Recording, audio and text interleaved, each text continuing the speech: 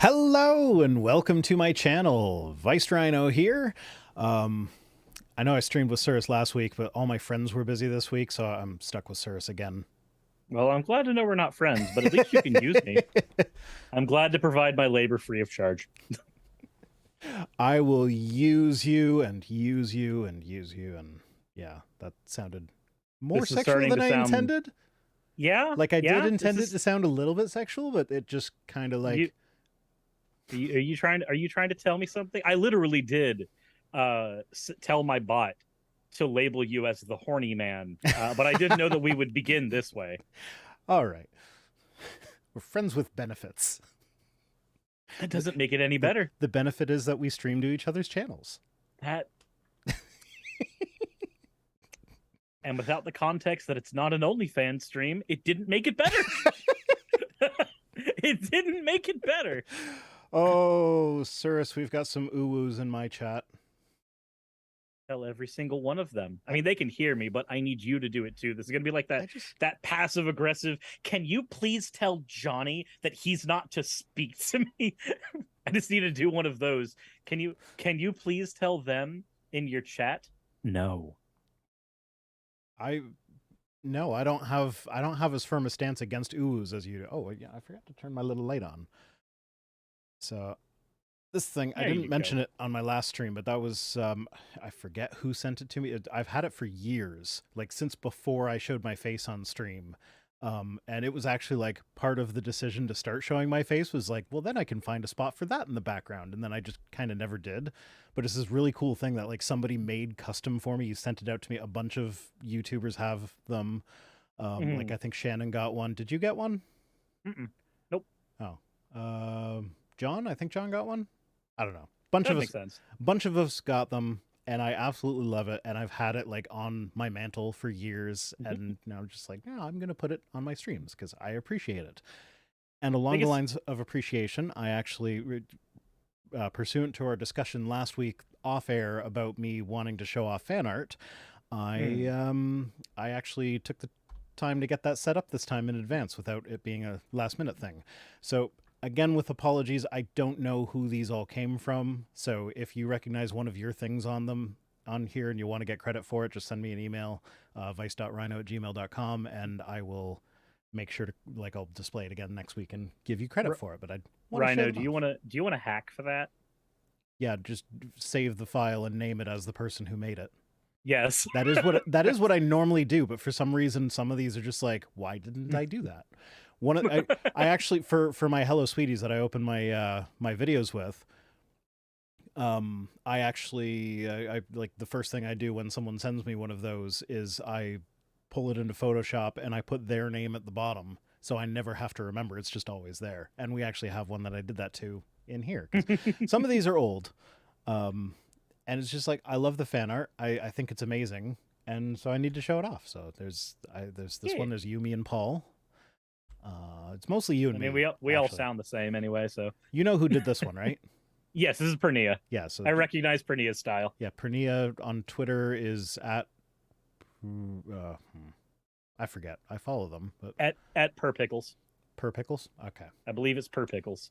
So yeah, this was from one of our first streams together where I mentioned liking fan arts and you said, "Oh, be careful because my audience will turn them into fan arts and they're a bunch of degenerates." And sure enough, I did get there is only one. I'm kind of disappointed that there was only one, but there's one that's I can't show on YouTube because of it'll violate the terms of service. Yeah. Yeah, and there's this one's from Kitterdoodle. Yeah. And then this is an older one. I think that's a very old one. Yes. But I don't think I've ever showed it off on my channel before. I'm trying to think if I recognize that style. Hold on. Because I have all of the fan art, not all of the recent ones, but all the ones from years ago categorized under the actual artist names. If you don't have the name for this one, I could actually probably find it. But that wouldn't be a thing like, don't wait up for me to find it. I'm just going to go into the folder and see if I can very quickly unscrupulously do it. Okay, Naramda puts, I don't know what you're getting at with this one. He says, here, half $5. I mean, have $10.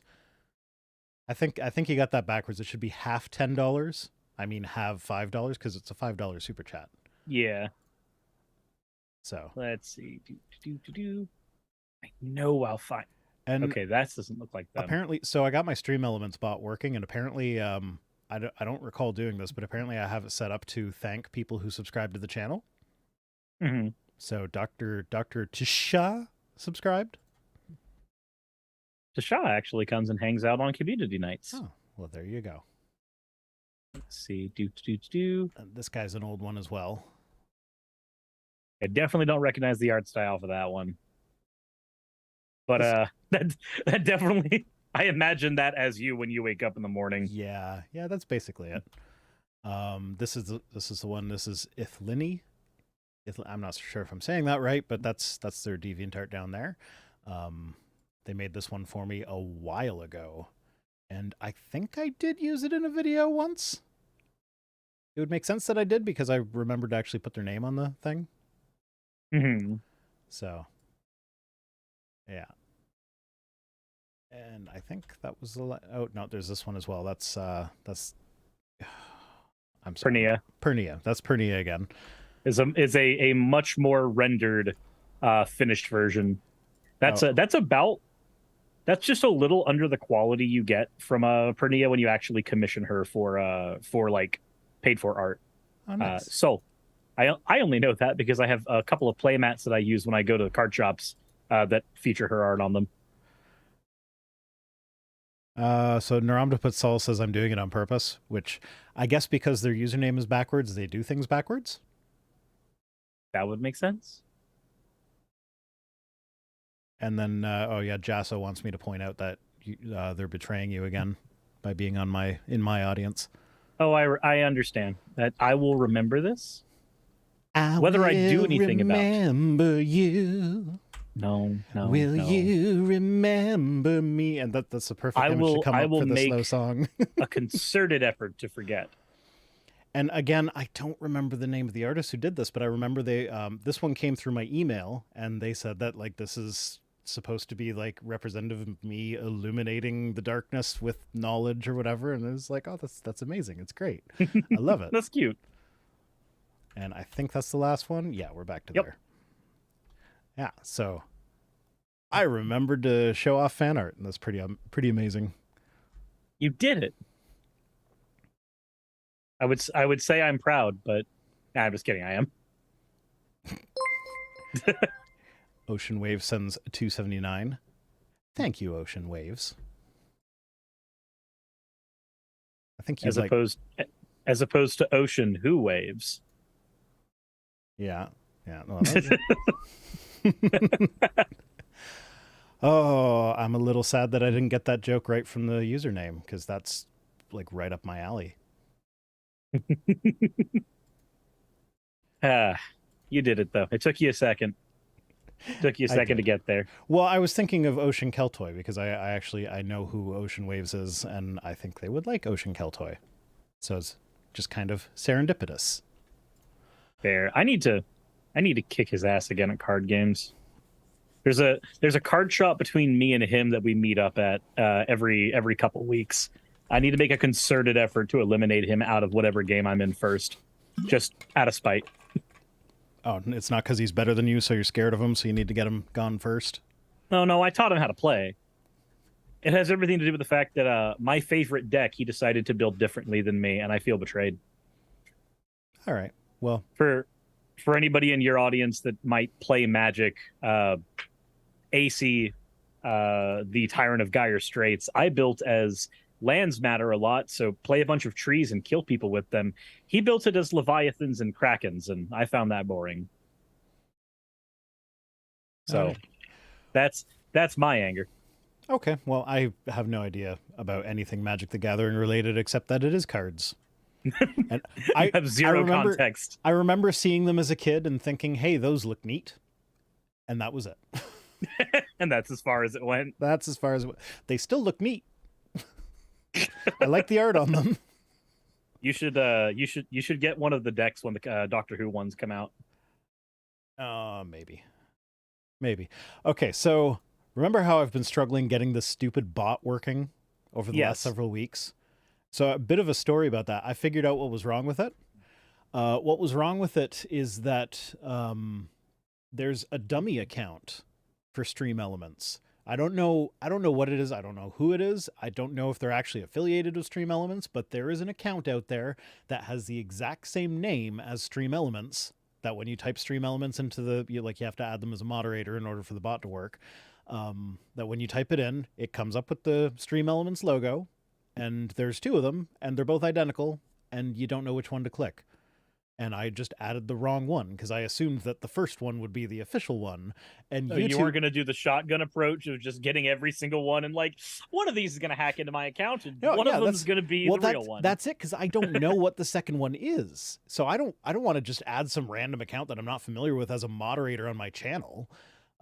Turns out that's what I did, and I was running that way for months. But YouTube, in their infinite wisdom, when they give you the little display, like when you start typing someone's username and it pops down with the available users with that username or whatever, it doesn't give you any information on them other than the profile picture and the username. So the fact that the profile picture and username were identical means it's impossible for me to distinguish. Even after you add it, you can't just click into their account. It doesn't tell you which one you added. Yeah, you can't click on them and actually go to like their channel or anything to get context. Yeah, so I feel like that's a major security oversight on YouTube's part, because like it's not hard to set up a dummy account with the same profile picture as another account. Eventually, what I figured out was there's like this little tiny circle around, like there's the blue circle that goes in just inside the yellow circle. On the dummy account, that's a lighter shade of blue.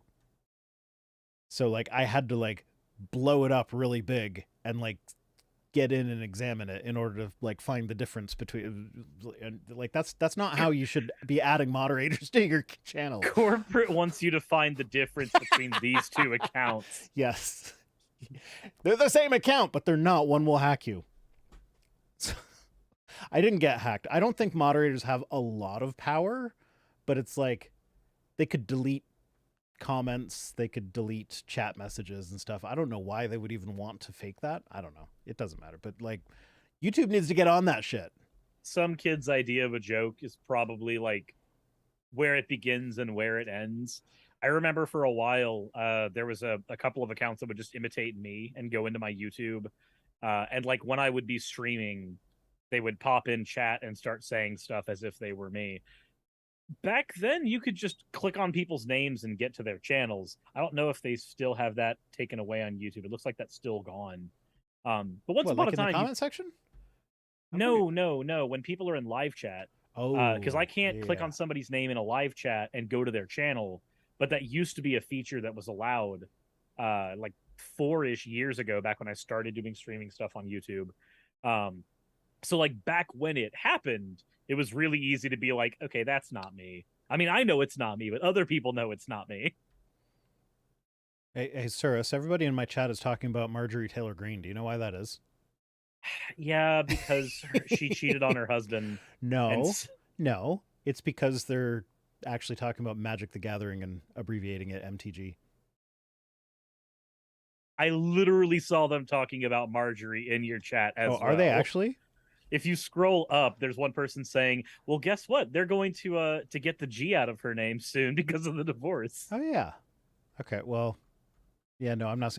You know, okay, so confession time. When I'm watching through these streams to edit them down to re-upload them, which that is going to be starting again soon. I've just scheduled the ones from like 2 weeks ago. So that is going to be starting again. I'm going to be like actually putting the stream chunks up, but when I like fast forward through them to find the spots where it's good to cut, I will like often notice things that were happening in the chat that I was just completely oblivious to when I was live. So if I seem to be ignoring you, it's not that I'm ignoring you, it's that I'm oblivious to you, which is not necessarily better. It is ignoring, but not in a malicious sense. Which is at least better than, you know. So now, if I could just plug one thing before we get into the first story, which we should probably actually do at some point. A butthole? That's already done. No, I set up a merch store on Stream Elements. I do not know what the quality of their materials are, so I didn't do much on there because I don't want to sell crap. But if you buy merch on that store while I'm live, I think the notification will go through the channel. And there's a couple things there that are not in my Teespring store. I don't know if it does, and I just realized you just reminded me basically that I did the same thing and I never announced it and never set up a command for it or anything. It exists and I have given nobody any way to access it. Yeah, basically there's a couple t-shirts, a couple sweaters, and then there's the mugs with my angel, demon, and god characters from my one VPN ad on mugs. So yeah, that's just a thought, and that's why I've actually been wanting to get the bot reset up again, because that's the easiest way to promote this. Because you need to make that bread. Yeah, Scott Delahunt says the Rhino Devil mug is new. Yeah, the Devil, Angel, and God mugs are all new. I don't have those on Teespring.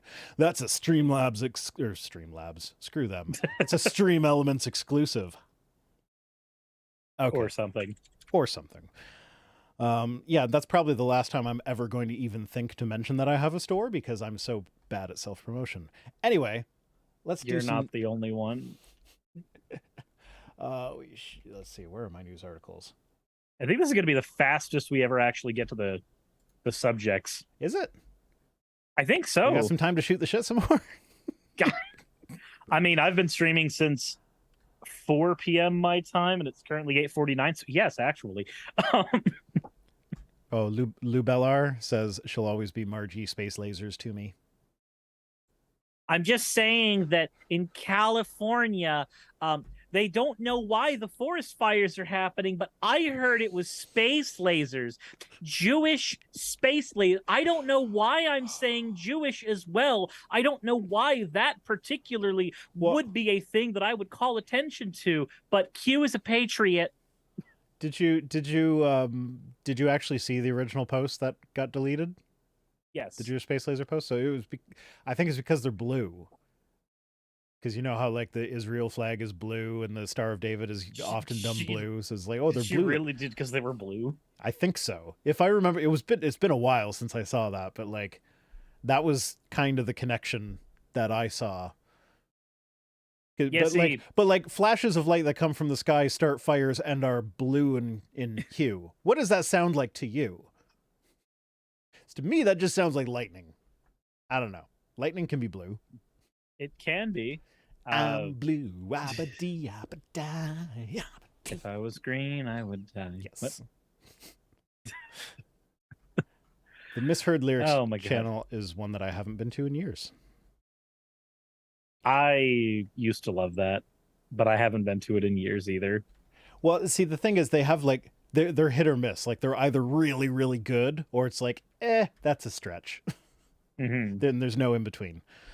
So I just saw someone was mentioning Magic Spoon, and the Jassa is mentioning Magic Spoon in the chat.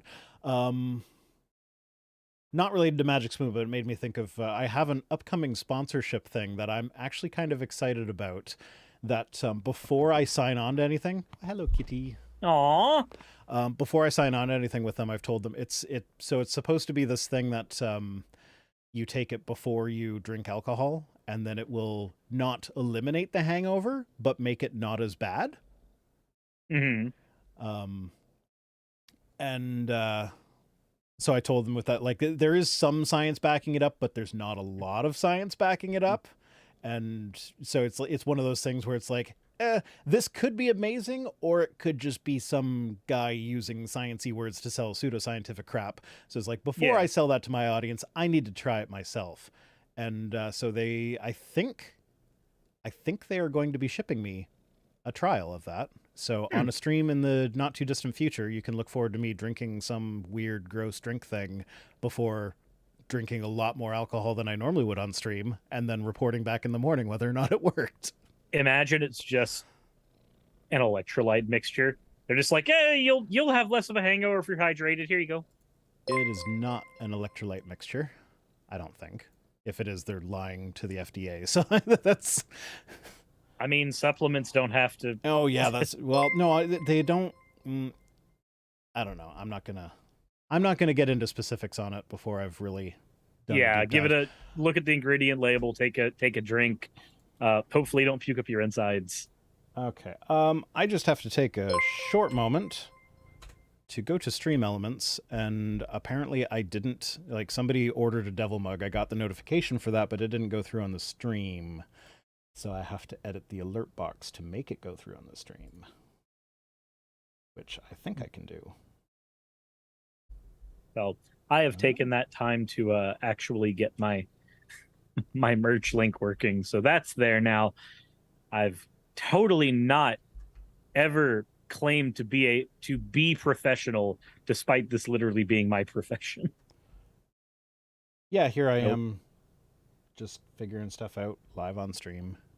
Figure it out as you go. What? Okay, it's set up. It's supposed to.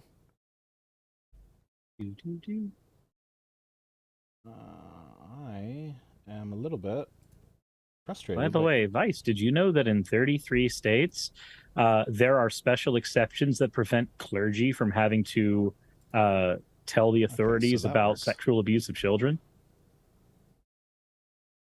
Okay, you can't say stuff like that to me when I'm concentrating, because I don't know whether you said they were doing laws for or against it. Like, okay, I don't know why the merch events aren't going through on the thing. Purchase alert settings.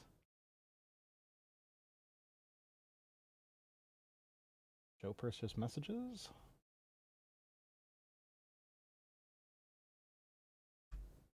Why is it not? Okay. I'm sorry. I don't know why it's not coming through, but thank you, SD, for buying a mug. I'll try to... Welcome to Rhino's Mug Club. And Olivia Williams sent 245 saying, I tithe. Let's see, did I miss anything else? No, I didn't. Now I'm going to have to keep a closer eye on alerts. I'm sorry. I'm probably going to miss some because that's just how I roll. Now that you're focusing more, you will miss more of them. Yeah. Yeah. I'm sorry. That's okay. Professionalism. It's the middle name that all YouTubers share. Okay, so the chatbot is announcing who ordered the mug. So I guess if I notice the chatbot thing, I can just highlight that as a thing. But it didn't come through on the notification in the stream, or at least if it did, I completely missed it. I think it's because your notification is set as an alert box. The alert box itself isn't tied in to Stream Elements specifically. No, so it's a browser source. It's a browser. Yeah, alert boxes are browser sources. No, it's a Stream Elements browser source. Oh, then it's just dumb. Yeah. Like I'm on Stream Elements right now, clicking the emulate merch event button, and nothing happens. Like, I can make a subscriber event, like Zorina did not just subscribe to my channel. That's a simulation. Mm-hmm. But do you have a merch button? In a second. Stefani tipped $50. No, they didn't. That's just an emulation. There's a merch button that says merch event. I click on that and nothing happens. Oh, so you need, wait, when you click on that merch event button, that's for simulating it. But when you're actually on the Stream Elements page, what do you see for the information for the merch event? Because you have to set all that up manually.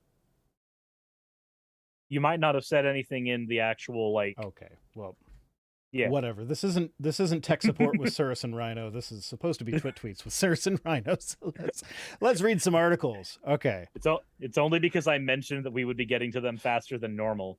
Yeah. That the tangent appeared. Absolutely. Yeah. So this is a local story from St. Catharines.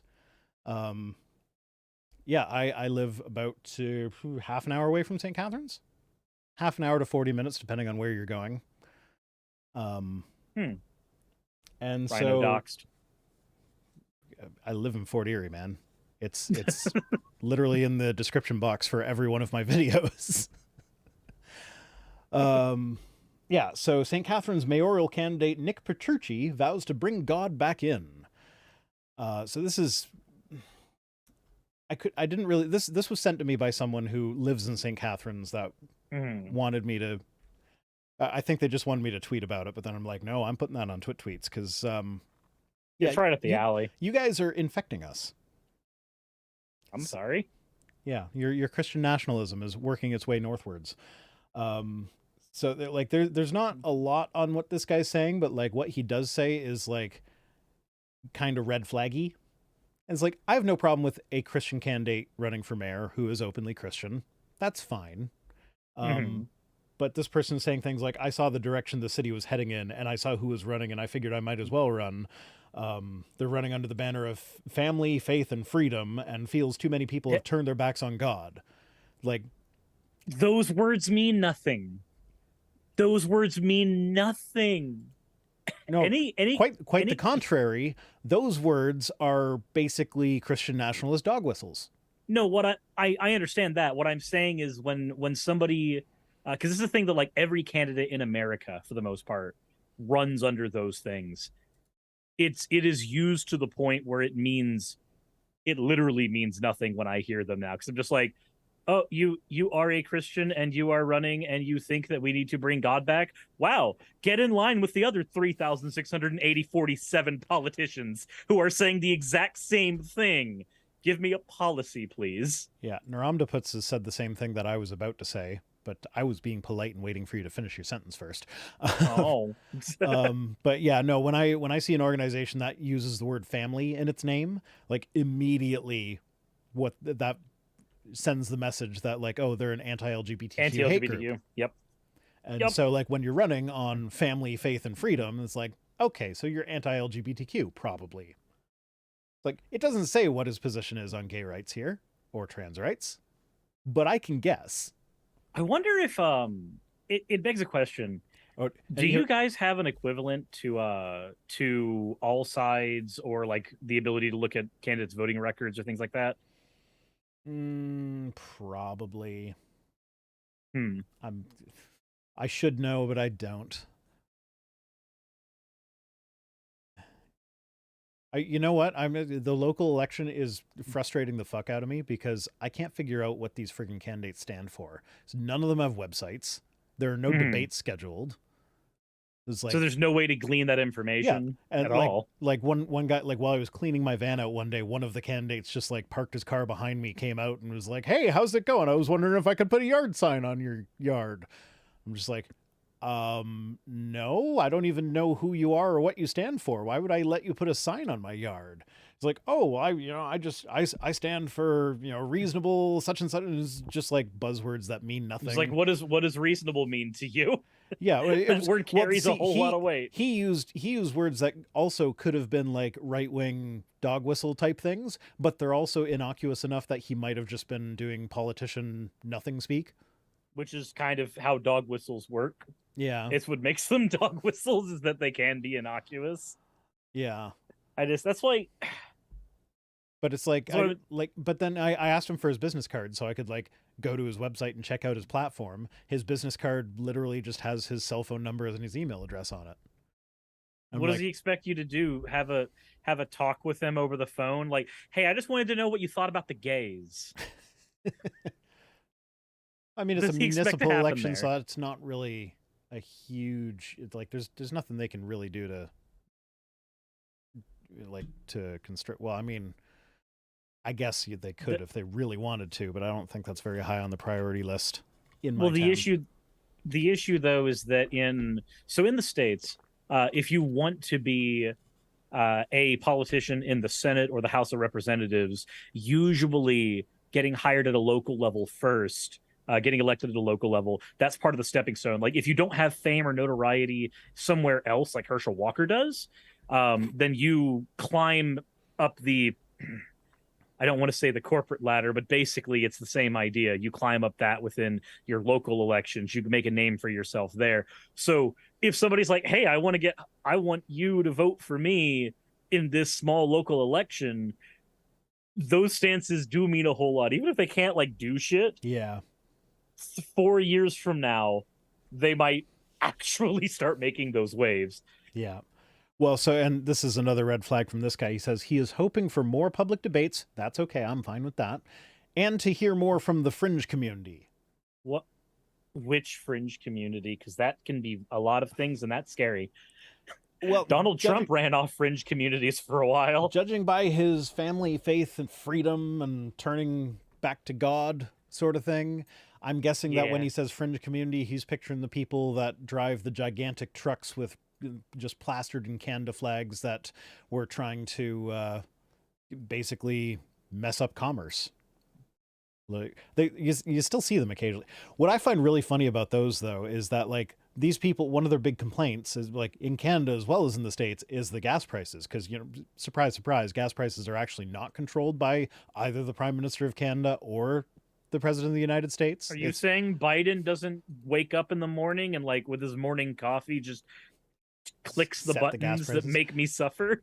No, but yeah, so all these people, like, they'll blame the gas prices on whoever's in charge of the country, as long as it's someone they don't like. When it's someone they do like, it doesn't matter.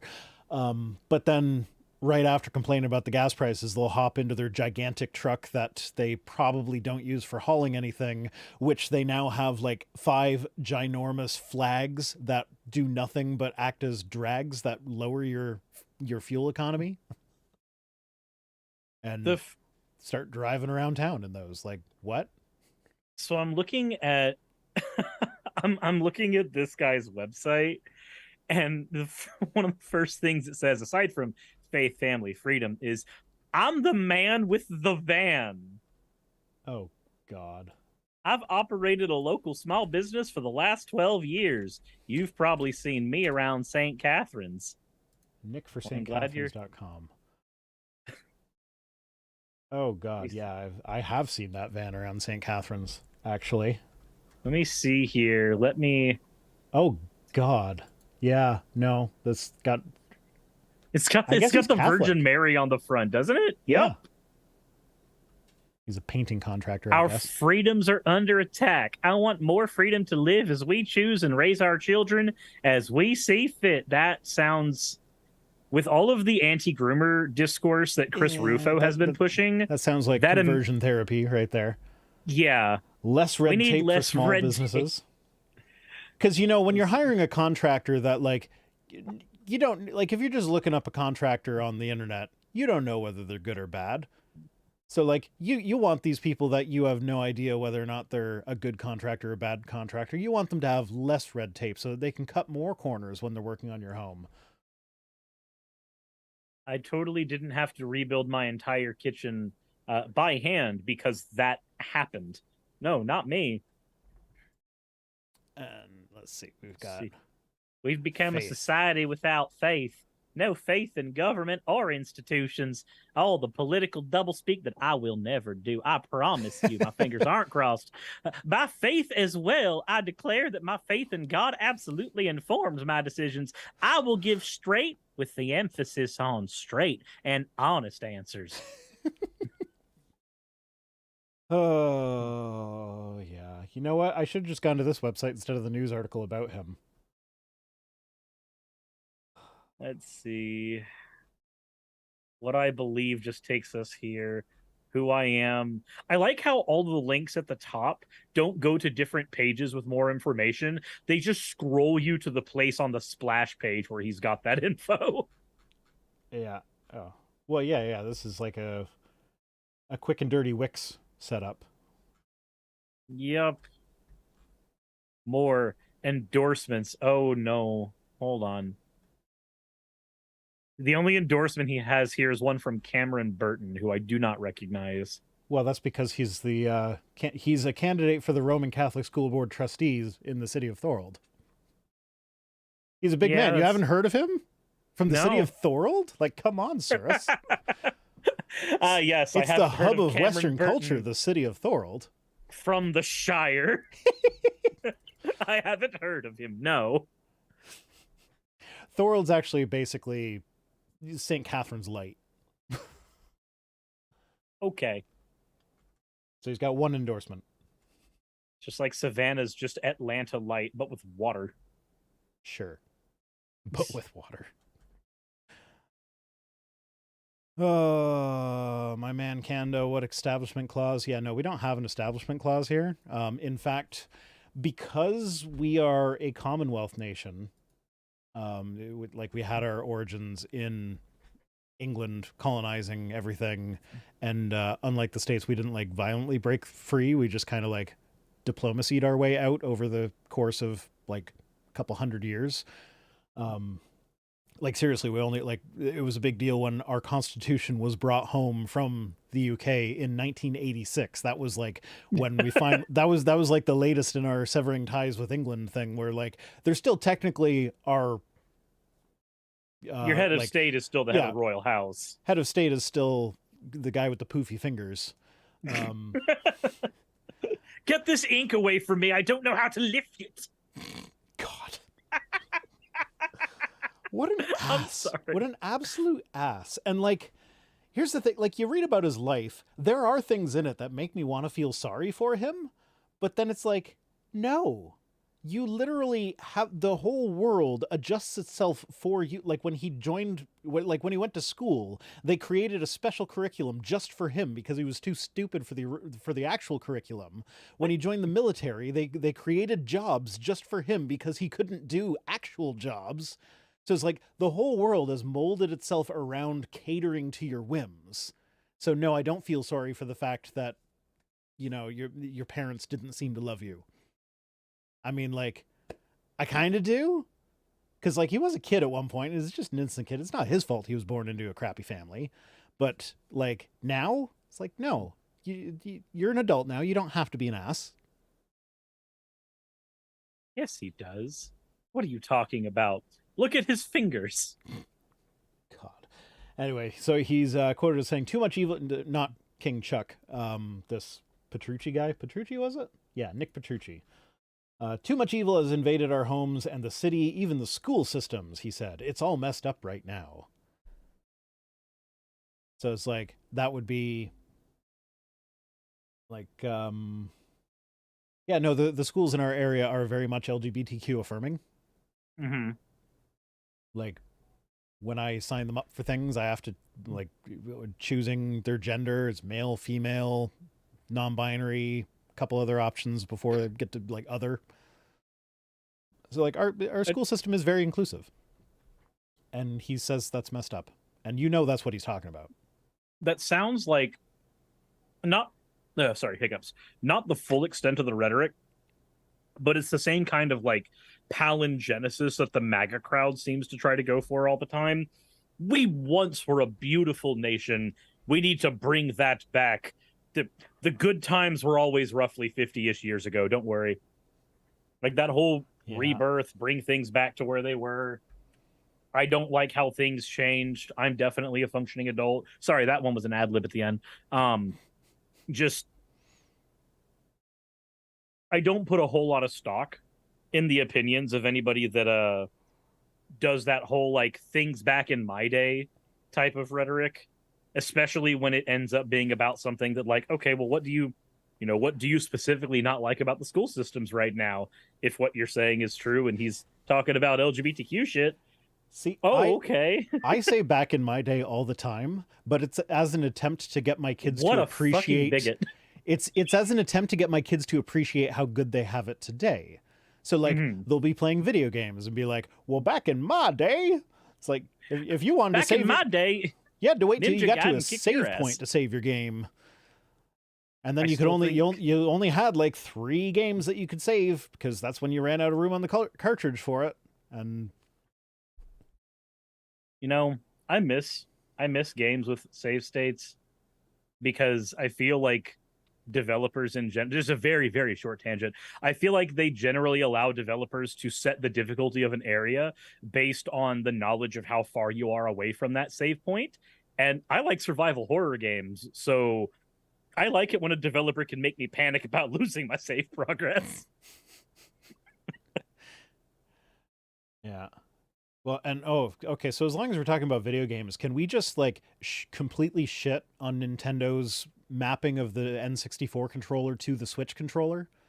Yes, we can, because I have tried. I beat Banjo-Kazooie on my Switch recently, and that game makes you use the C buttons a lot, and those do not function very well on the Switch controller at all. No, they don't. It's you press that little joystick up, and it thinks you pressed it to the right. I restarted Ocarina of Time.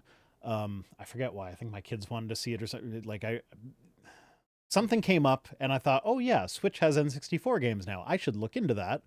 And so I looked into it. And so not only are the C buttons completely asinine, but they decided that because the A and B buttons are A and B, they had to map them to the ones that were called A and B on the N64 controller, except they've reoriented since then. So now instead of like resting your thumb gently across the two buttons so you can like press one with the tip or just like get the inside of the knuckle with the other one. Side to side. Now you have to go side to side, and the one like if you played on the original controller, specifically Ocarina of Time, it's like now the button for swinging your sword is the button for opening a door.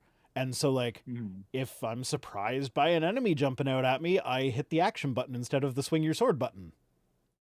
And didn't help as well that like those buttons on the N64 controller, when they mapped everything over, their excuse for like why they can have such fucked up orientation is because they made a physical N64 controller that you can use on the Switch. So they want you to buy that. But you know what the worst part about that controller how about they just let you remap the buttons just like every other fucking game? That would be great, but I make this much worse. I mean, I guess technically you can remap the buttons, but it's not on a per game basis. You can globally remap the buttons. Yeah, which doesn't work when I'm like, because like, okay, I can remap the buttons in say Banjo-Kazooie or Ocarina of Time, so that the C buttons are buttons. But if I go to play Mario 64, now my camera controls are screwed. So yeah, no, doing it globally does not work. But I can make the situation worse. The N64 controller they want you to buy to remedy this problem is built like wrong. No, it's built like an original N64 controller, and that's not a good thing. No, it's because not. the old N64 controllers. Do you remember how the joysticks would grind down and become useless over time? I played 1080 snowboarding. I know how those joysticks stopped working. I played Mario Party, so I know how they stopped working and how your hand would bruise. But the new N64 controllers they made for them, they didn't put any type of padding or anything. It's all just plastic on plastic, like somebody with Osgood Slaters. No. So it's exactly like the old N64 controllers. I still remember the first time playing 1080 snowboarding. When you're trying to do a 1080, you have to like rotate that joystick around so many times. And in practicing for that, I actually got a really nasty blister on my thumb. I could not touch anything with that thumb for several days because that joystick was just so uncomfortable. That would happen with the palms of my hand, because when I was playing, you do the palm thing. Yeah, because the mini games in Mario Party wanted you to do that all the time. Oh, yeah. I noticed that like GameCube controllers don't have that problem. They don't hurt your hand as much, because I have the original Mario Party and a bunch of N64 games emulated on my Wii. So we just plug GameCube controllers into that. The GameCube controller actually works really well as an N64 controller substitute. Like it's not perfect, but it's a lot better than the Switch controllers would be. Yeah. But that controller was like N64 is the first real like 3D platform that was widespread. I know there were like you could do it on PC beforehand, somewhat, but because it was the first, would even call it 3D. Yeah, barely. It was barely 3D, but because it was the first, it had to go through all of the it was the one that had all the like bad choices at first. Like I've heard like for emulation, one of the reasons the N64 games are so hard to emulate is because they didn't know what they were doing coding wise. So everything is just a completely it's just a complete mess. 10 years ago, I remember doing N64 emulation, and Scott DeLahunt says, and this is why we're not voting for Nintendo as Mayor of St. Catharines. But 10 years ago, well, more than 10 years ago, so I discovered N64 emulation in high school, in the 9th grade, so about 15 years ago. And I remember that you could get a handful of games to run almost perfectly. Like Mario 64 always ran fine, Banjo-Kazooie always ran fine, Conker's Bad Fur Day kind of ran fine. But then, like, if you wanted to play Paper Mario, good luck. Good luck. Shadows of the Empire would give you a seizure.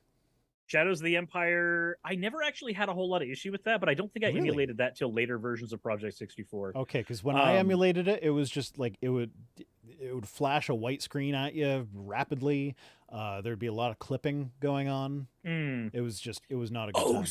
Speaking of clipping, Resident Evil 2, the N64 version of RE2 just did not function. The I don't know if you played the old Resident Evils, but the way that the environments... not played a single Resident Evil game ever.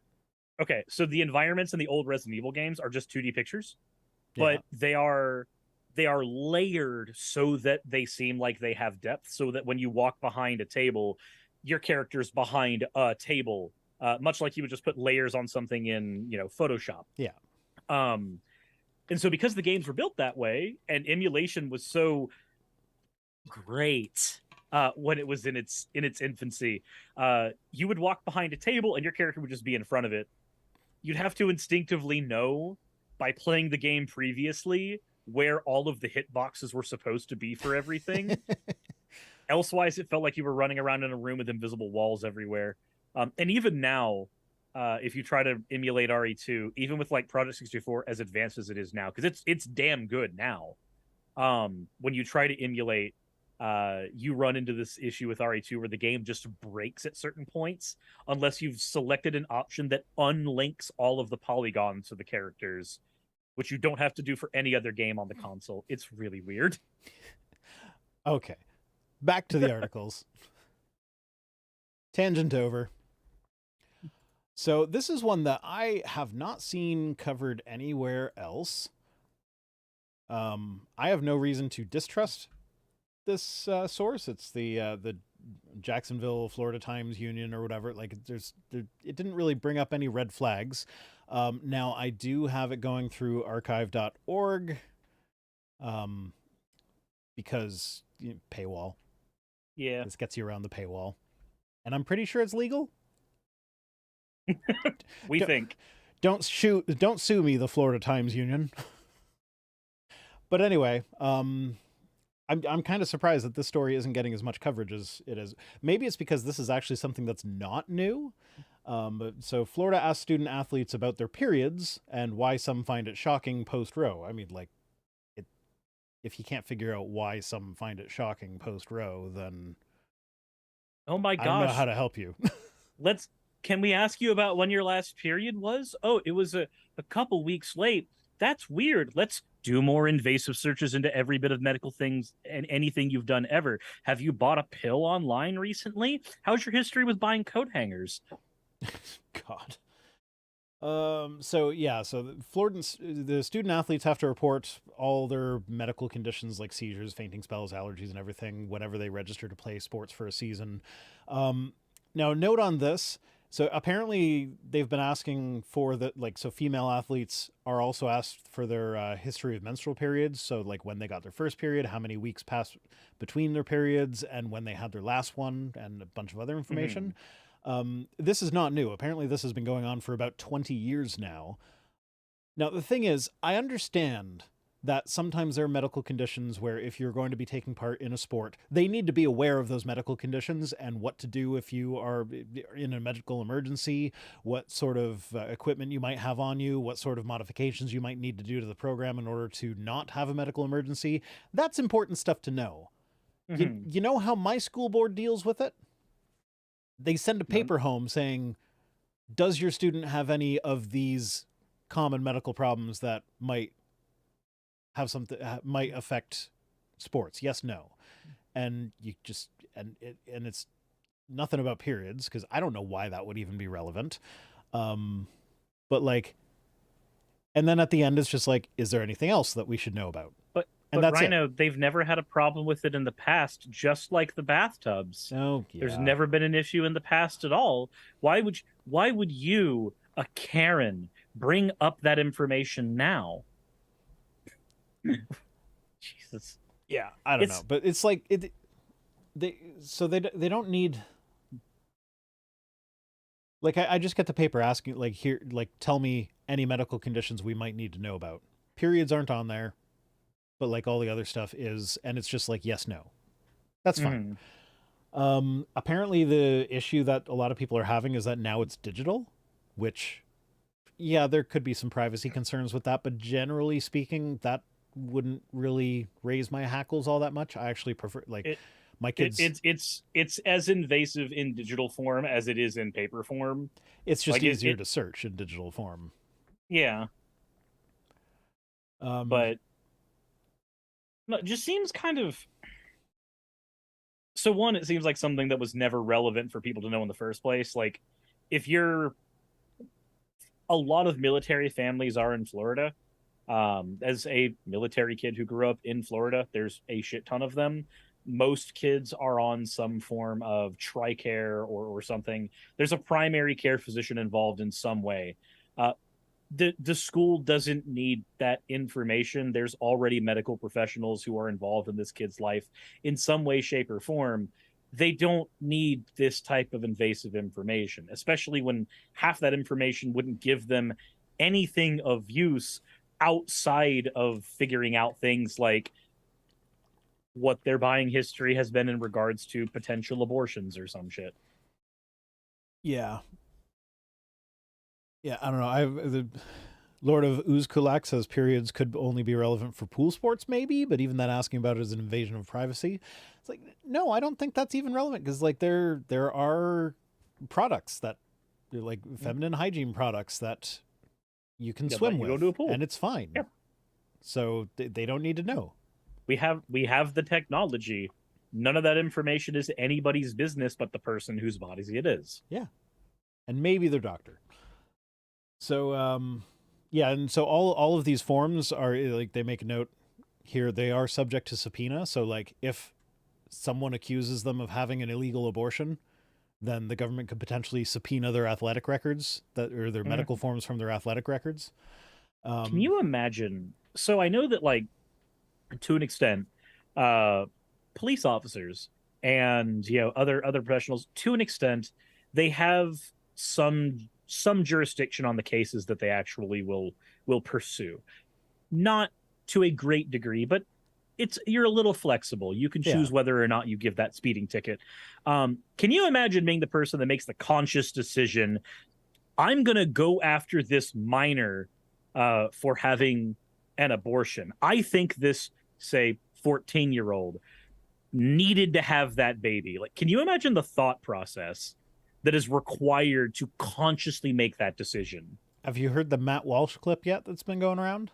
So I have it sitting in my my queue of things I'm supposed to go over either today or tomorrow. I have made a point not to listen to it yet because I want to do that live. Okay, I won't spoil it for you, but it's a doozy.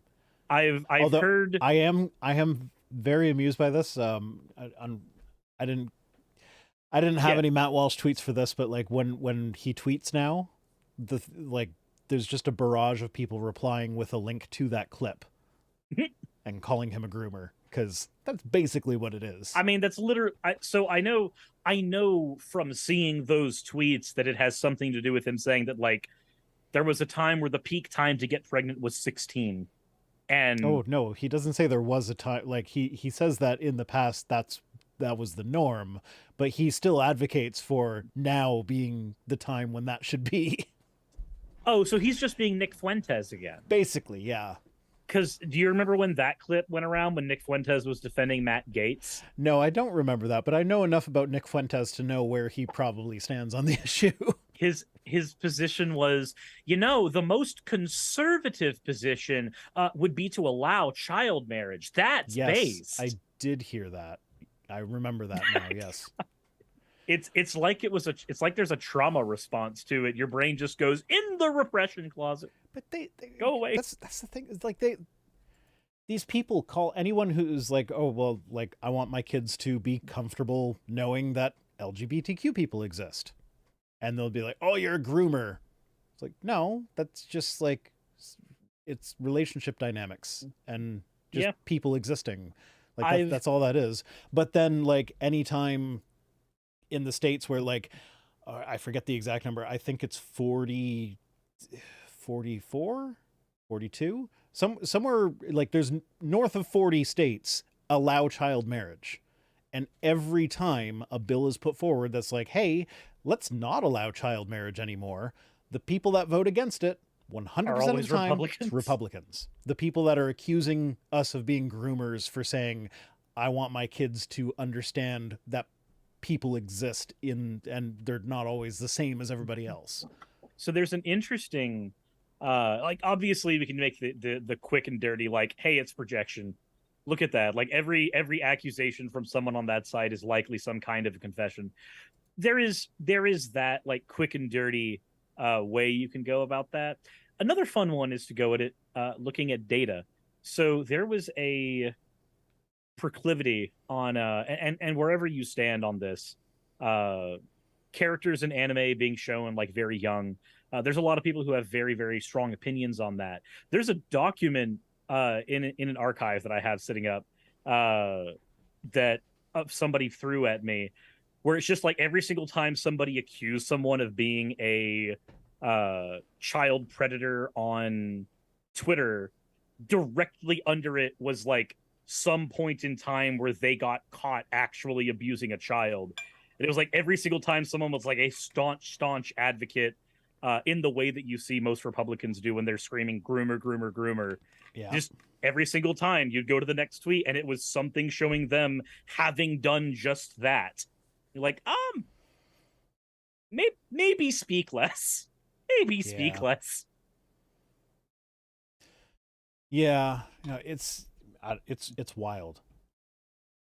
And I don't know, it's one of those things where I feel like us pointing out that like, hey, no, this thing that you're accusing us of, that's actually you, and like bringing all the receipts. In my mind, it's like, why does that not convince people that these people are just complete and utter dog shit? Like Herschel Walker's son comes out and just verbally eviscerates him and talks about how his family life was with Herschel Walker as a father. And then all these Republicans are like, oh, well, no, Herschel Walker is the family man. You can't trust what his family says about him being a family man. He's actually the family man. Like, we also get stuff about Herschel Walker aiming a gun at one of his exes straight at her head. And he's just like, no, you guys don't understand. I have DID. That's the problem. And like, no. You don't get to say you're a mental health advocate and then blame. Yeah, no, like, that means you get treatment, not you run for office. And like, if the treatment gets you to a mental place where it is now safe for you to run for office, go for it. But like, go for the mental treatment first.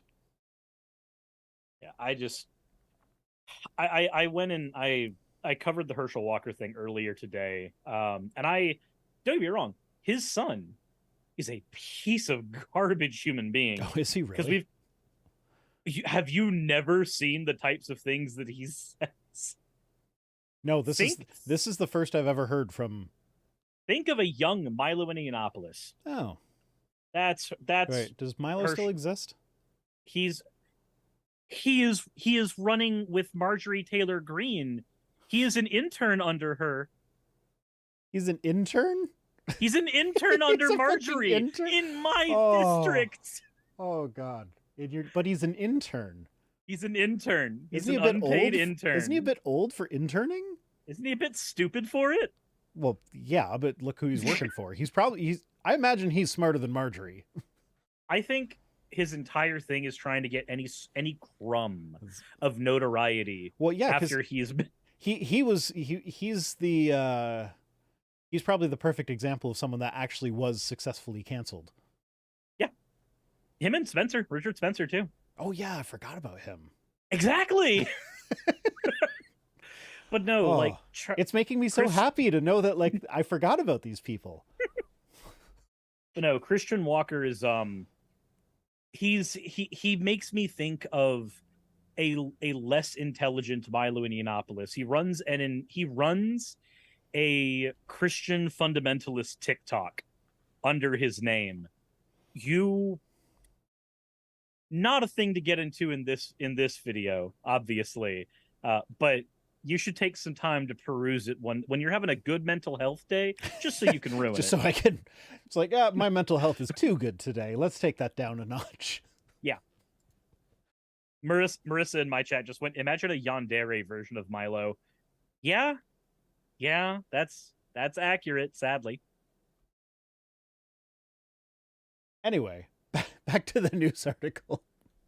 Abortion rights advocates who stress reproductive privacy in the wake of the Supreme Court's overturning of Roe v. Wade worry that women's menstrual history may be used to prosecute them if they terminate a pregnancy. May? Yeah, you will. Like there's a reason why people have been arguing against using menstrual tracking apps for the last 3 months. Yeah. And and they're like pediatricians are against this. Like the pediatricians are saying there's no reason for the schools to have this information. So if the doctors in charge of children's health are saying that like no, schools don't need to know when their periods are for sports, then I'm going to trust that over the coaches that are saying no, we need to make sure all the girls on the team are actually girls. We need to make sure that we've thoroughly inspected their genitalia. I am not a groomer. I mean, if push comes to shove, at least this is less invasive than an actual genitalia inspection. No, it's as invasive, but in a different direction. Because instead of being direct and traumatizing, it can be used against you in legal counsel. Yeah. So. Yeah. Just as bad in a different direction. Yeah. Anyway, so the person who's like vocally opposing this says he has very little reason to have faith in our state leadership to keep the data provided to educational institutions private. I thought that was funny because DeSantis has been in the news a lot recently. So to have someone in Florida being like, "Yeah, I don't have faith in our state leadership," like, yeah, that'd be great. Yeah. I know that there's a bunch of talk about him running in 2024, and I hope he doesn't, because shit like the Martha's Vineyard incident that he's trying to recreate again multiple times, which he's gone on record to say, I sincerely hope that type of stuff will not be used for the MAGA crowd to go, aha, that's our man. If we can't get Trump, it's going to be him. Like, can we get none of you? Like, literally ideally. None of you. Yeah, ideally. That would be best. Okay. The Democrats may not be wonderful, but they are better than the alternative. Yep, that they are. Slow progress is better than regress. Hands down, every time. Don't worry, there's still going to be at least one person that goes, but why should I vote? Oh, fuck. I just watched the episode of The Simpsons with the kids where Bart runs for class president. And then everybody loves Bart, but Martin wins because nobody actually voted. So, like, the two people that did vote were, like, Martin and his friend. So it's like, yeah, that's why you vote. Your vote matters. I mean, Marjorie Taylor Greene got in by default, so... You know what? I like the nickname that, I think it was Eli on Scathing Atheist. I like the nickname they gave her. It was Madge Taj Gadge. Madge Taj Gadge? Madge Taj Gadge. It doesn't roll off the tongue. Midge Tidge Gidge? That's just the same thing, but with different... Yeah, no, I think they had a poll and Madge Taj Gadge won. It doesn't, but it sounds silly and fun, and I like to say it, so fuck you. That's fair. Fuck you. You need some type of joy when mentioning her name. Yes. Well, I mean, I take joy in the fact that she is not going to be a Green much longer, at least. Jesus. It's like, okay, so regarding her divorce, I am absolutely of the opinion, if you're in a relationship and it's not working, get out of the relationship. It's fine. Divorce is a good thing when people aren't, like, when the relationship doesn't work anymore, because like that happens sometimes. It's fine. Go for it. Get a divorce. The problem is that she runs on a platform of Christian nationalism. She's very vocally anti-LGBTQ, and she uses the Bible to justify all that stuff. The Bible says more against divorce than it does against being gay or against being trans. The Bible doesn't even mention being trans. And I think as far as being gay, the only examples are like, there's once in Leviticus, there's twice, I want to say, in Romans. I think there's once in Deuteronomy as well. Is there? I think so. But it's like Deuteronomy is basically a copy of Leviticus, but changed a little. It's like it's a little more formally laws. Yeah. And the Leviticus, no. It's twice in Leviticus. There's Leviticus 18:22 and Leviticus 21:12. And the ones in Leviticus, biblical scholars have gone like against each other on whether or not it's actually talking about gay people. Yeah, there's actually some good evidence to suggest that originally Leviticus, it's not whether or not it was about gay people. It was the anti-gay one was added by a later editor to make one of the other changes they made, or to make stuff make sense. So like the original author of Leviticus was fine with gay relationships, with the idea being that and it's the uncover your nakedness part. Like there's a whole list of people who you're not allowed to uncover their nakedness. And it's all like family members and stuff like that. And then there's something about how it specifies men that you're not supposed to uncover the nakedness of, and so they had to add in the bit about not sleeping with men generally in order, I forget how the argument goes. And there's something about the actual clause in the gloss that comes after it that changes a little to make it seem as if like the anti-gay stuff was added in by a later person because it's a different literary style.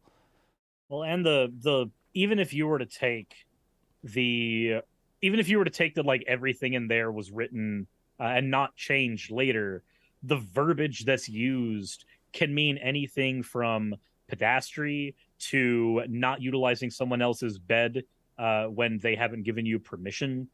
The pedastry one is the one that I found more credible because pederasty? One of the is it pederasty? I think so.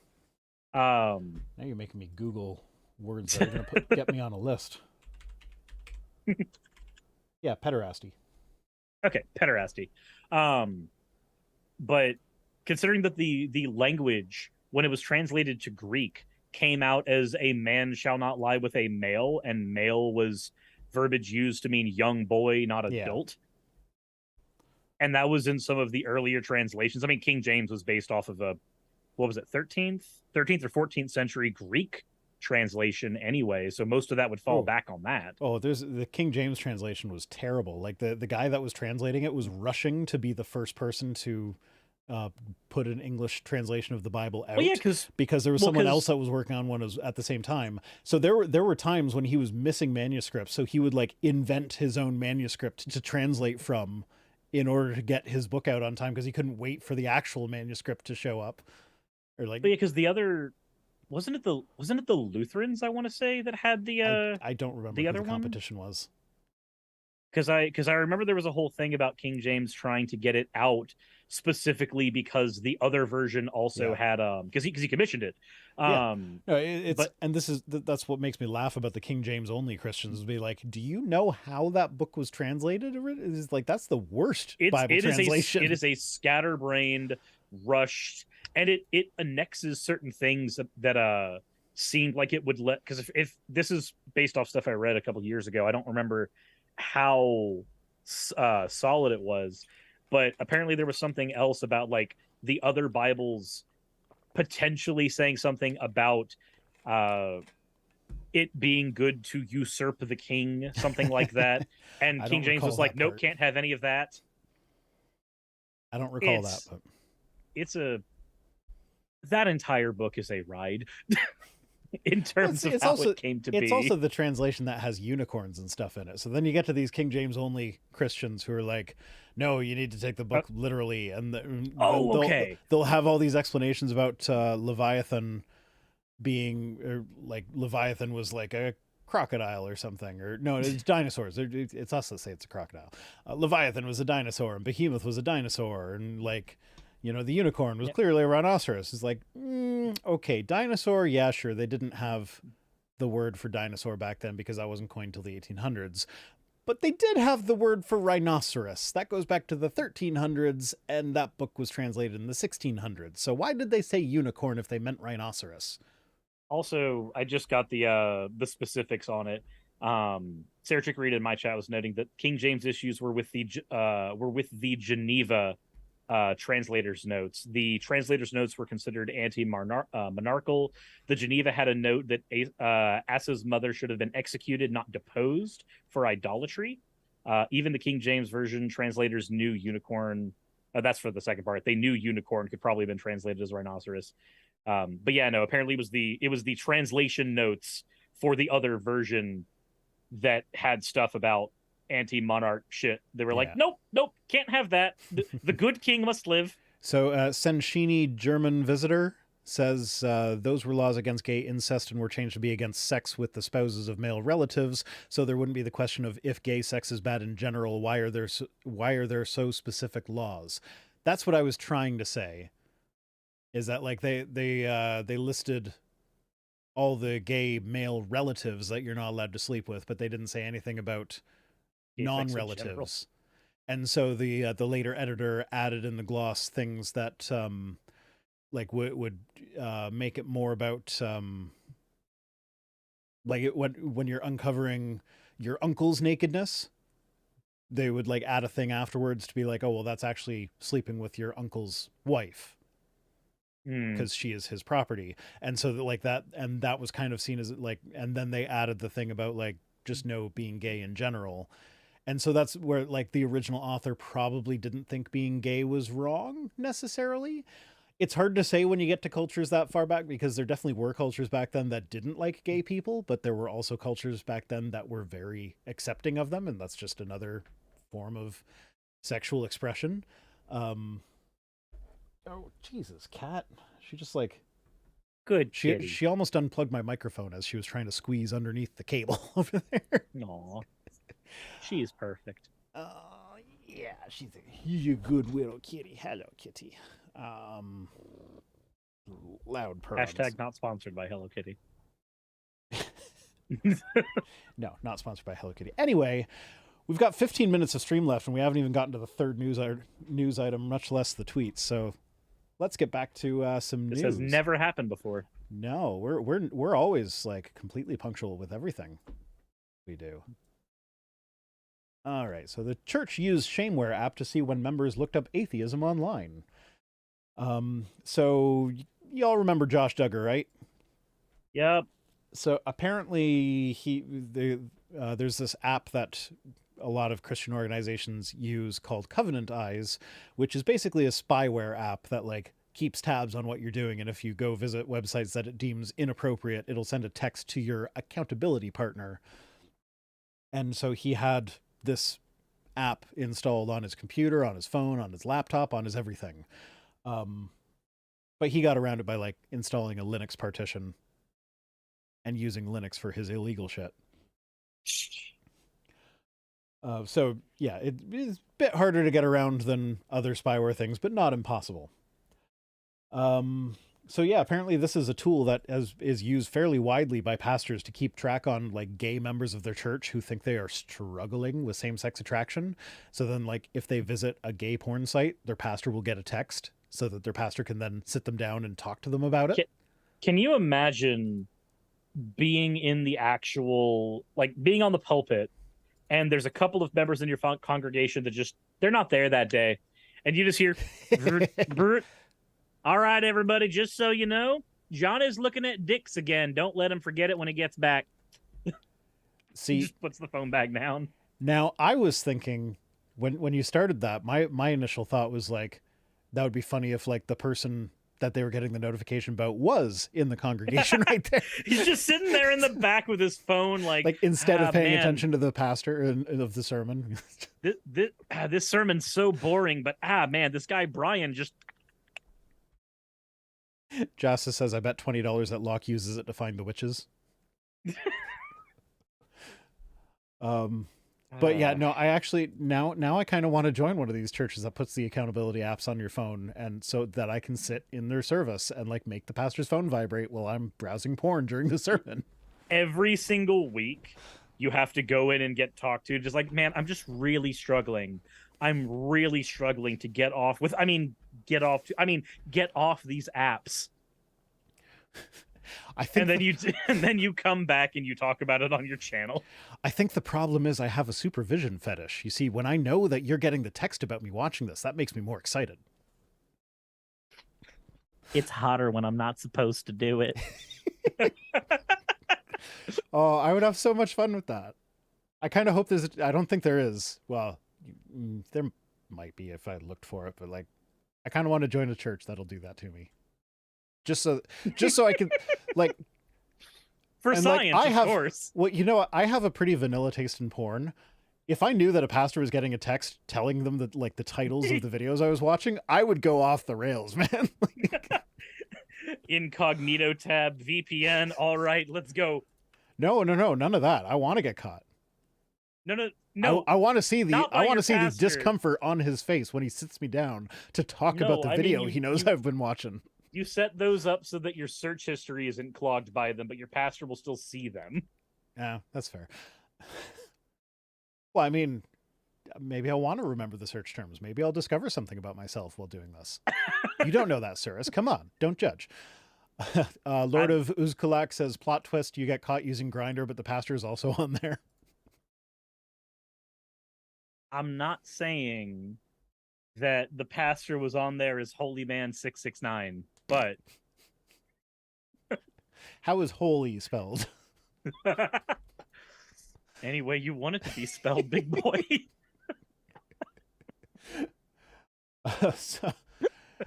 So anyway, we're having a lot of fun with this ultra creepy app here. Look, it's an invasion of privacy. It's disgusting. It's none of their fucking business. And 9 times out of 10, it's for stuff that's actually not harmful, but the purity police are like, stop it. Well, so like this person, this is based on a Wired article. So this person that Wired interviewed, they said the pastors were getting notifications about his Amazon purchases, articles that he read, and even which friends' accounts he looked at on Instagram. Oh my God, we could have so much fun with this. We could. You don't forget, I'm in the VTuber community. I could do so much damage with this. Yeah, but like, yeah, that, oh man. Think of how many tentacles I see on my timeline on a daily basis. Like, there's a point where it's worse for the pastor than it is for me. Yeah. Just saying. Hey, you don't know what your pastor's into. Yeah, that's fair. That's fair. Maybe I'll give him some ideas. But God, anyway, wouldn't it be so this guy is in a psychiatry course, and his online psychiatry textbook was rated as highly mature, which is the most severe category of content reserved for anonymizers, nudity, erotica, and pornography. So, like, his school textbook is a no-no. It's taboo. I mean, so fun story. I went to PCA growing up, and I left and went to a public middle school afterwards. But the middle school had what was called a shadowing program, where if you had not, you signed up for the school, but you don't know if you want to go in yet, you would leave one day from your regular school to go shadow a student at the new school, so you would see if the environment was good for you. Yeah. I remember specifically me coming from a very strict Christian school funded by the old IFB and Seventh-day Adventists. Oh. Yeah. Think of that mentality. Bible flock boxes on the curriculum there. Imagine my shock when we opened up the science books and there's a picture of a naked lady in them. No tits or anything, just the chest is visible. And it's very cartoony, it's very crude, but it's there, and it's, for showing anatomy.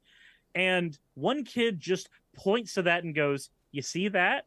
You want some of that, don't you?" And I'm just sitting there as like a 5th grader who's only gone to Christian school going, I don't know how to respond to this. This feels wrong. The Lord is angry with me. Oh, I forget whether it's the video that just went live on Friday or the one that's coming out this Friday, but there's one with with regards to the question of why God's so obsessed with our sex lives. It's like, well, ostensibly the reason is because he cares about us and he wants what's best for us, so he put these rules in place to protect us and give us what's best for us. But the more research that's done into it, the more it comes up that, like, oh, all these rules that he put in place in that book, they're actually really bad for you. So my best guess is that God gets off on restricting on like having created us with these powerful sex drives and then putting restrictions on them. So like watching us struggle against the restrictions is God's fetish. So it's not just that he's a voyeur, it's also that he's a sadist. Yes. And Rogue Skeptic says, reminds me tracks. of the joke, the Jews don't recognize Christmas, the Muslims don't recognize Israel, and Baptists don't recognize each other in liquor stores. Have you not heard that before? Oh, I have. But it's still funny to me as someone who grew up, quote, non-denominational. Yeah. Non-denominational in the South just means Baptist. Basically Baptist, yeah. No, it means that up here too. Anyway, so Wired set up a test account on this app, and they went to the CDC's website for LGBTQ youth resources, and they immediately got a text on their accountability partner phone that rated it as a highly questionable website. And so there's this person who goes by Britt. She's left her last name out of it for what are probably fairly obvious reasons given the subject matter. But she said that it's not really about pornography. It's about making you conform to what your pastor wants. So she had to sit down and have a conversation with her pastor after she looked up an article about atheism on Wikipedia. And it's like, and she says, I was a kid, but that doesn't mean I don't have some kind of right to read what I want to read. And I'll be like, the I was a kid part doesn't belong there. You should be able to read informational stuff. I'm just imagining that there's a pastor who's used this just because of the high rate of predators that we find on the pulpit. Yeah. I would imagine there's a pastor who has used this and been like, now I have to cleanse you. Singled out somebody from their congregation and went, so I see that you've been looking up pastor porn, and just going off on that. Yeah, and well, they also use it, like, apparently they get notifications when, like, they try and stop people from listening to K-pop or watching too much ESPN. What? Yeah. Don't look at the sports. It might turn you gay. Oh, fuck that. Well, have you seen wrestling? Have you seen K-pop?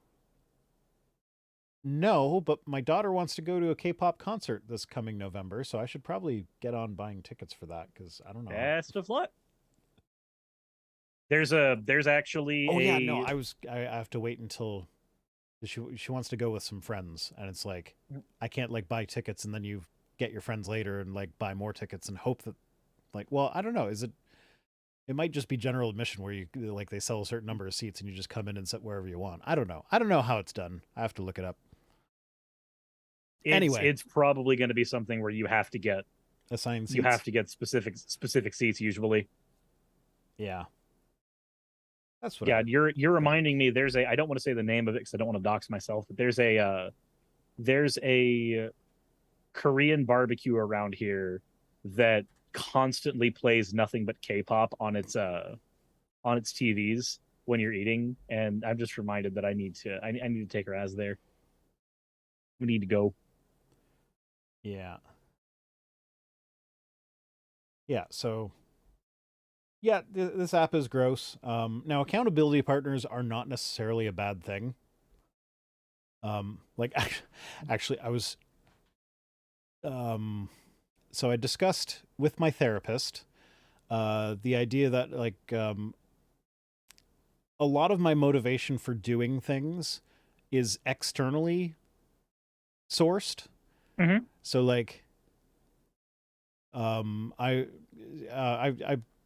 think I've mentioned it on stream before, but I am dating someone now, and she has expressed an interest in actually coming over to my house at some point. my house is now significantly cleaner than it was a couple weeks ago. That's literally what got my house cleaner as well. Yeah. So it's like, so that's an external motivation. So I was talking about that with my therapist, and it's like, yeah, it's great that I'm cleaning my house now, but like, that's not like, that motivation's not always going to be there. Like, I don't want to rely on something that's not available. And then when I mentioned that to her, not my therapist, the person I'm dating, she commented that, I forget whether it was her or just a friend of hers or whatever. They actually, like, they set something up where one of their friends would just like, and you were talking with me, because I told you this part. You told me that. Okay. The friend who would say, "Hey, I'm coming over in 20 minutes." Yes. Okay, that was. And they wouldn't actually be coming over.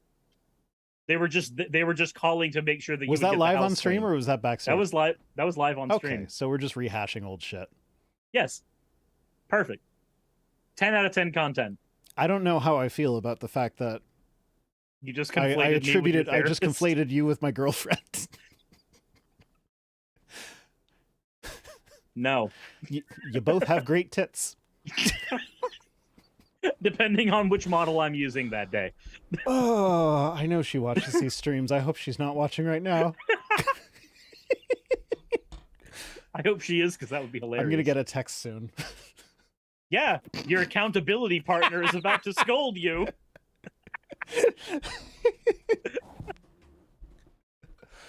You done goofed.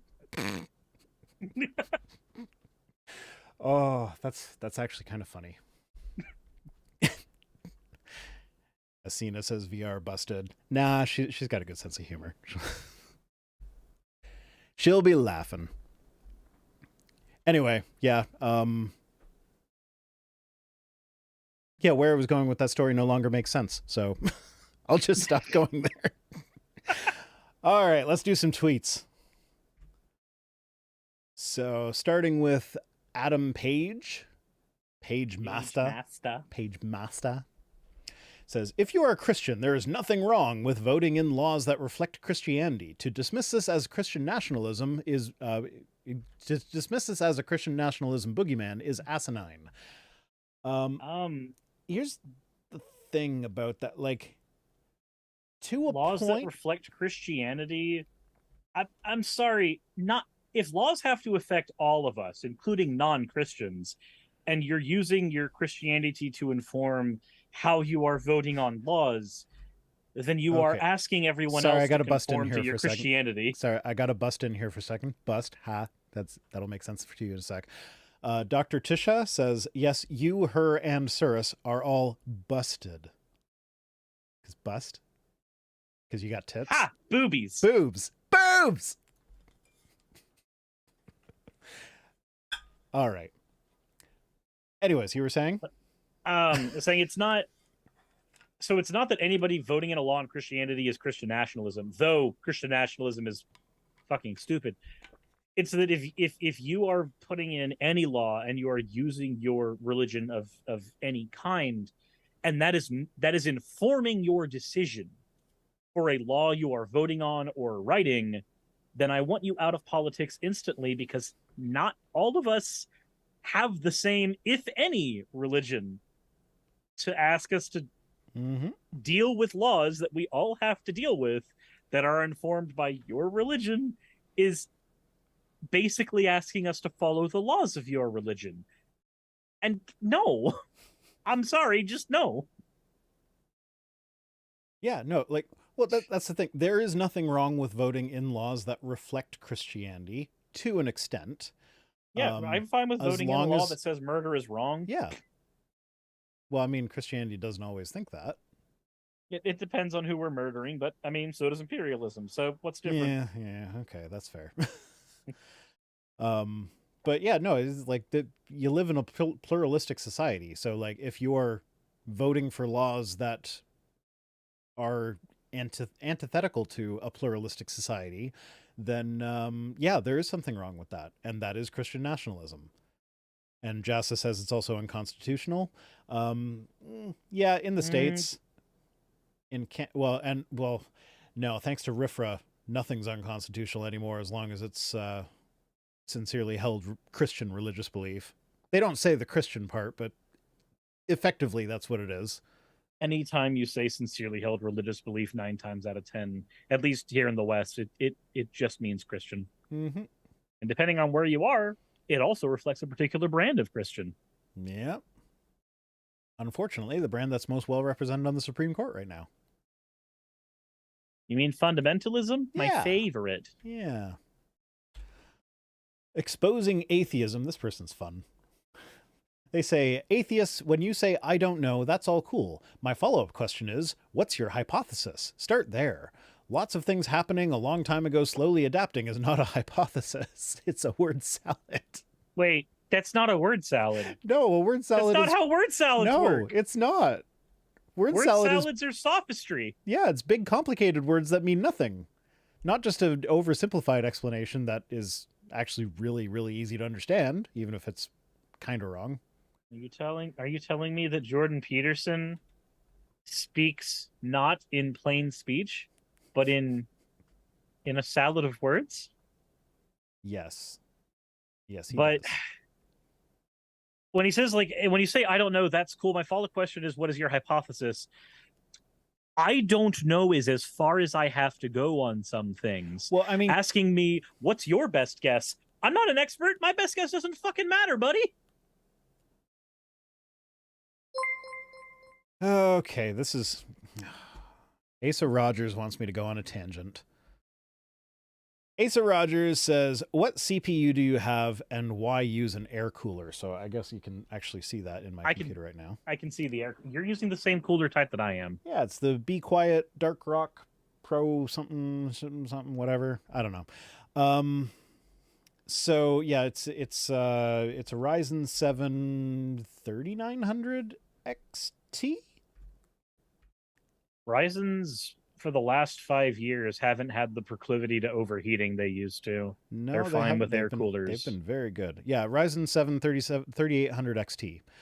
And I use the air cooler because when it's under extreme load for an extended period of time, with this cooler on it, it gets to like 60 degrees, which is fine. And that's in the summertime. Yeah. Like, air coolers are fine as long as the heat sink is clean. As long as you've got a clean heat sink, an air cooler is perfectly fine, and they last longer than most of your AIO coolers. Yeah, well, I actually got this case. Like, this case, I do not need this massive case for this little computer. But I want to set up a custom water cooling loop in here. So, like, I've got the vertical mounted GPU bracket thing, so I want to, like, put GPU block on there, get a CPU block on there. Are your GPU fans not running? No. Because no, they only run when they need to. Okay, fair enough. Let's see. I don't have hardware info running right now. I'm used to ones that always run, so just run. Yeah, no, it's so I want to set up a custom water cooling block, but I absolutely do not need it. My temperatures are excellent. Like right now, the GPU is at 42.9 degrees. The CPU is at 52.8. That's reasonable. Yeah. And normally I'd leave hardware info running in the background, but I guess I didn't have it running, so I would be able to tell you what the maximum was. But like, yeah, I've never seen it. I've never seen either of them go above 80 degrees on this system. What GPU are you running right now? It's a 3070. Okay, I got a 3080. Neat. I have a 3080.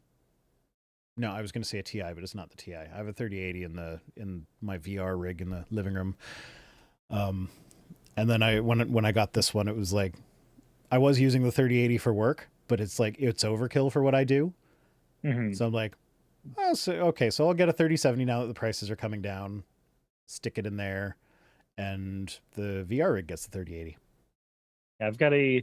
I have a 3080 Ti, which will be more useful as I get a different 3D rig. My 2D rig will never use all the resources of that thing. Mike Schaefer is asking, what's that in freedom units? I hate to break it to you, but even Americans measure computer temperatures in Celsius. Yeah, like, because it's like the same reason people who like Fahrenheit better will say that, like, oh, well, you know, Fahrenheit for the temperature outside is just what percentage hot are you? 100% is really hot, 0% is really cold, about 75% is comfortable or whatever. It's like, That's kind of the same scale with a computer. Computer gets to 90, like, that's the scary number. Well, 90 depends. Like 12th gen Intel, 90 is pretty normal. But like 90 to 100 is like, you don't want it that hot, but it'll be okay. Over 100 is danger territory. 80 is pretty toasty. Like while you're gaming, it should be probably in the like high 60s to 70s. Ideally. And of course there are all sorts of different variations on that. Anyway, back to the tweets. This is exposing atheism again. Says, I don't like the rule, therefore God doesn't exist. So how to misunderstand the moral argument. I think that's just him doing that whole like atheists only want to sin thing. Yeah. This is, but both the evidential and the, what was the other one? There's evidential and there's, it's not philosophical. There's two moral arguments. Neither moral argument works that fucking way. I don't remember the specific name. The specific name doesn't matter. Yeah, no, I don't remember that either. Wayne Gaffney says Kelvin is your dead. So yeah, 100 degrees Kelvin, you froze to death. And okay, before all you pedants start getting on me in the comments, I know it's not degrees Kelvin. It's just Kelvin, 100 Kelvin. Whatever. You have to be special. So yeah, but like this is just the like the old trope of like, oh, atheists are only atheists, like they're denying God and their unrighteousness, except this is a Muslim. So I'm not sure, like I know Muslims believe Jesus was a prophet, but I'm not sure how they feel about Paul's writings, because was Romans by Paul? Romans by Paul. It was his letters to the Romans. It's Acts. Okay, I always get Romans and Acts mixed up because like I'm like, one was written by the guy who did Luke. I'm like, that's Acts. So yeah, no, I'm not sure what Muslims feel about Paul's writings, but like that's like, this is straight out of Paul, Romans 1:20. Yeah, the whole like you have it written on your heart type of shit. No, you're denying God and your unrighteousness. So I'm pretty sure that it's been a while. It's been 5 years since I read the Quran because it's a boring book and I didn't enjoy it. I haven't gone back through it because it's thoroughly uninteresting. Do a control F for "Oh Jews," you'll get to all the interesting part. But I'm fairly certain that the same types of like, hey, you know that God exists, you feel it in your heart, the same type of arguments are made in the surahs. Yeah, that wouldn't surprise me. All right, next we get a meme that I actually did some research on this one. Because I wanted to have some shit to back up what I'm saying. So the government is spoon-feeding people the idea that the Civil War was about slavery. So I've got some quotes that I want to read to you. These are rats. I'll get to that after. I'm addressing that as well. But so this is let's see. We got 1, 2, 3, 4. I've got 5 quotes from the various states' reasons that they like the document that they drafted laying out the reasons that they were seceding. So from South Carolina says an increasing hostility on the part of the non-slave holding states to the institution of slavery. Oh boy. That sounds like it's about slavery. Georgia, this is the second sentence of Georgia's reasons for seceding, was, for the last 10 years we have had numerous and serious causes of complaint against our non-slaveholding Confederate states with reference to the subject of African slavery. They have endeavored to weaken our security, to disturb our domestic peace and tranquility, and persistently refuse to comply with the express constitutional obligations to us in reference to that property being the human beings that they owned, and their obligations being when those human beings escape and say, I don't want to be property anymore, the northern states are supposed to send them back down. So that ties into the states' rights thing, so pin in that. Boy, howdy. Mississippi says, our position is thoroughly identified with the institution of slavery, the greatest material interest of the world. That sounds like it's about slavery. Texas said, and Texas has preferred pronouns of she, her, I guess, because they referred to Texas as she throughout their whole thing. So they say... That explains why Texas is so fucked. Yeah. So yeah, just tell that to the people waving the Confederate flags around. It's like, you know, Texas has pronouns in their little Texas has pronouns in bio. Texas has pronouns in bio, essentially. So she, Texas, was received as a Commonwealth holding, maintaining and protecting the institution known as Negro slavery, the servitude of the African to the white race within her limits. Sounds like that's about slavery. Virginia says the federal government, having perverted said powers listed earlier, not only to the injury of the people of Virginia, but to the oppression of the southern slaveholding states. Virginia was not quite as explicit as the other ones, but it's clearly about slavery as well there.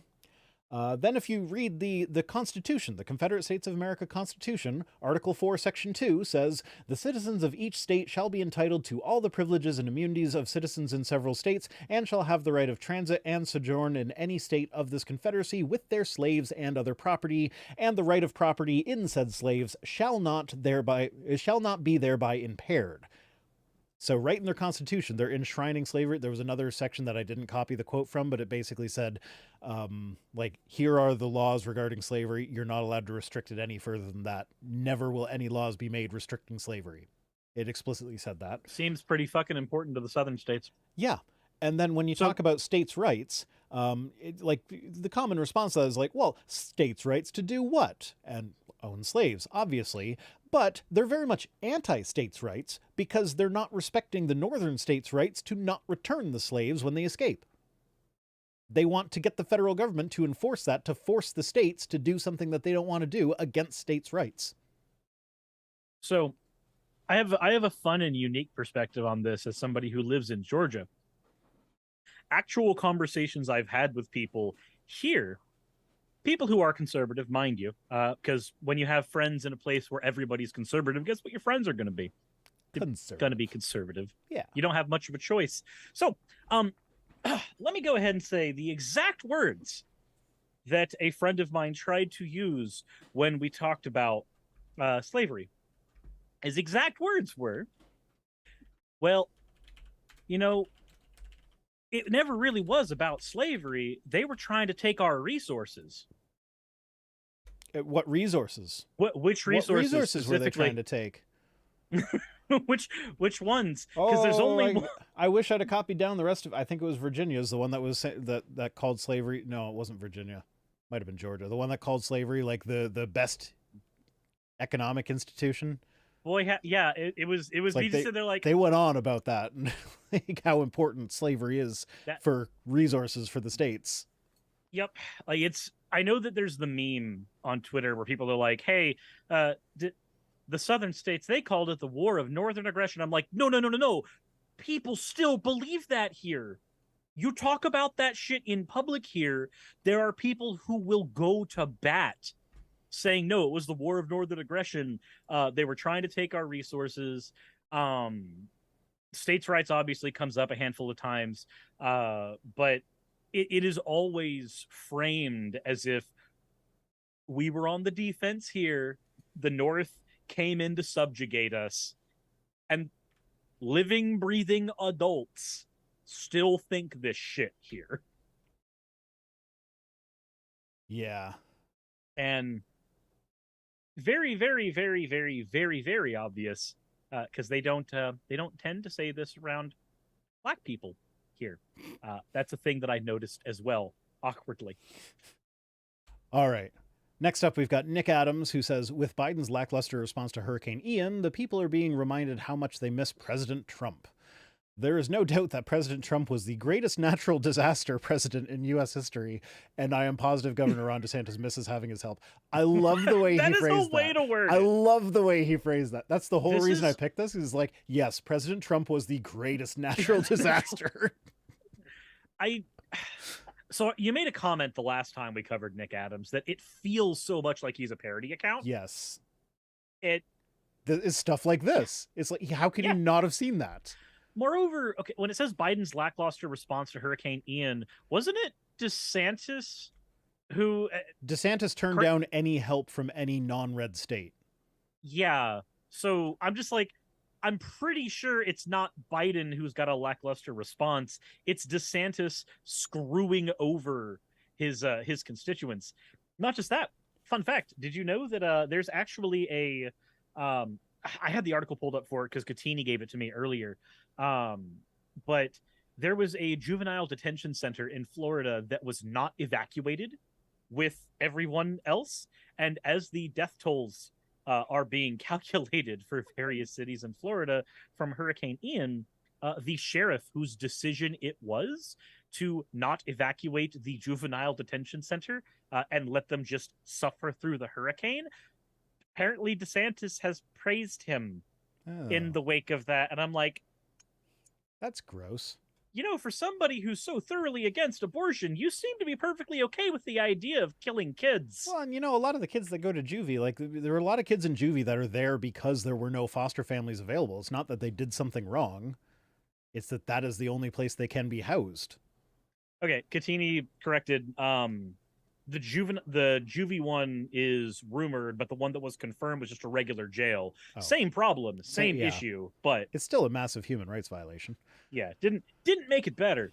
Oh, apparently Shannon is in the group chat that I'm ignoring right now, trying to convince me to come visit Nova Scotia. Help me convince Rice to come visit. Hold on, you pulled it away. 1 second. I need to see how much I need to convince you. Help me convince Vice to come visit Nova Scotia. He's ignoring me in the group's chat because apparently he's hosting a show. You know, Shannon, I'm going to be perfectly real with you. You're correct. Vice should visit Nova Scotia. And he's a terrible person, and we should shame him for being such. Sorry, was that out loud? That was supposed... Oh God, I'm getting flashbacks to Bionic Dance. She used to do that all the time with her phone. Okay. Next, Nick Adams.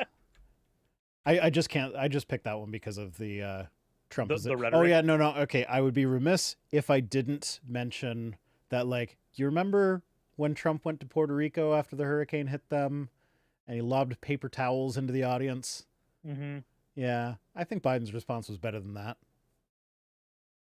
Potentially. Anyway, Nick Adams says the left cancels everything they disagree with. It's pathetic. It's like, pretty sure that it was the right that invented cancel culture. Like Satanic Panic, that was all about trying to cancel anything that had any hint of Satanism to it, and no matter how like loosely tied together it was. So I'm of two minds on this one, awkwardly. Because you're right, but there is, because we've experienced this with people I'm not going to name, but there are a handful of people on the left that do weaponize. It's not really, it is canceling, but purity testing. To be fair, sometimes it is okay to cancel someone. Like we mentioned earlier, how like Richard Spencer and Milo Yiannopoulos were canceled. Thoroughly canceled and thoroughly canceled to the point canceled. That fits. They're thoroughly canceled to the point where I forgot that they even existed until you brought them up. And that is as it should be for those people. Yeah. No, I agree with that. So my thing is that it happens more often on the right, canceling anything that they disagree with. But a thing that I've had issue with, like, people I care about, is watching them purity test each other and try to go after each other in something that you could call canceling as well. And I'm just like, we get a lot more done together. Could y'all stop fracturing? That would be cool. But that tends to be more of like internal purity testing as opposed to labeling everything as wrong, labeling everything as bad, calling every LGBT person a groomer. If I were to go for widespread canceling stuff, that's like the right pissing and moaning. Yeah. All right. Timothy Keller says the basic purpose of prayer. I can't talk. Thanks, The basic purpose of prayer is not to bend God's will to mine, but to mold my will into his.